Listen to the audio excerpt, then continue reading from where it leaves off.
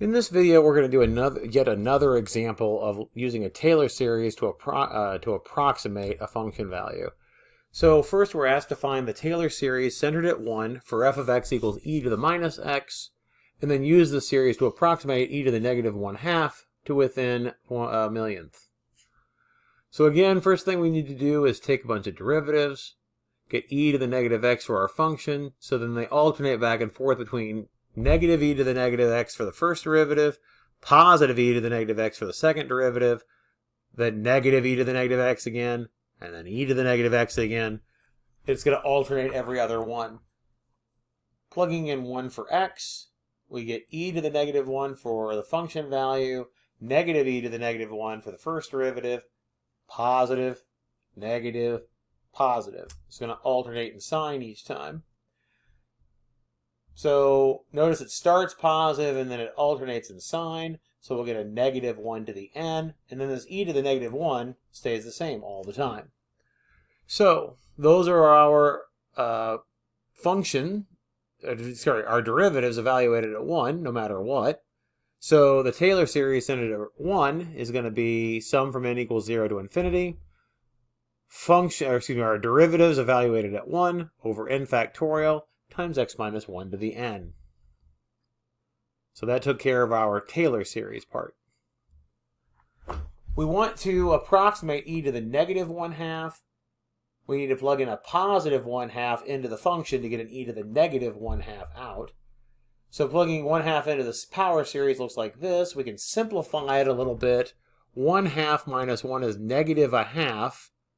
I can split up my exponent over the negative sign and the 1/2.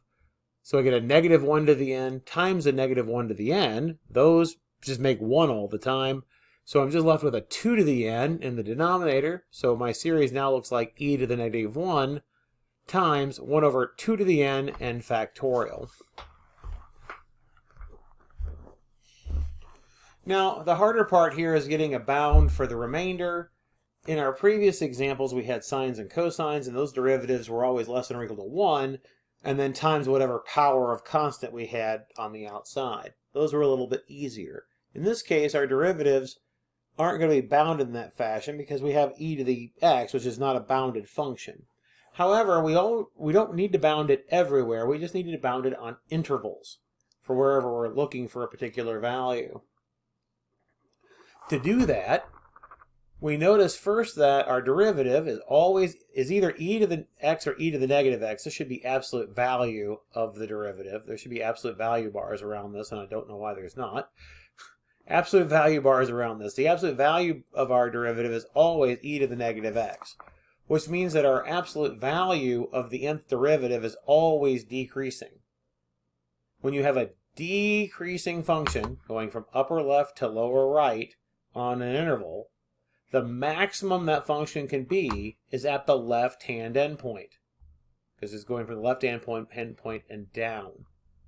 Okay, so if we're plugging 1/2 in for x, and 1/2 is to the left of the center, if I'm looking at any x values that are within 1/2 of a unit from 1, and I'm using 1/2 of a unit here because 1/2 is 1/2 away from 1. If I'm looking at any x value that's within 1/2 of a unit of 1, then the biggest that our nth derivative can get is at the left endpoint of this interval. Well, the left endpoint of this interval is 1/2. Plugging 1/2 into my function here, I get e to the negative 1/2. So that tells me that the derivative on this interval, not everywhere in this case, but on this interval, this derivative is as big as it can get in absolute value when I plug in 1/2 for x, that left-hand endpoint.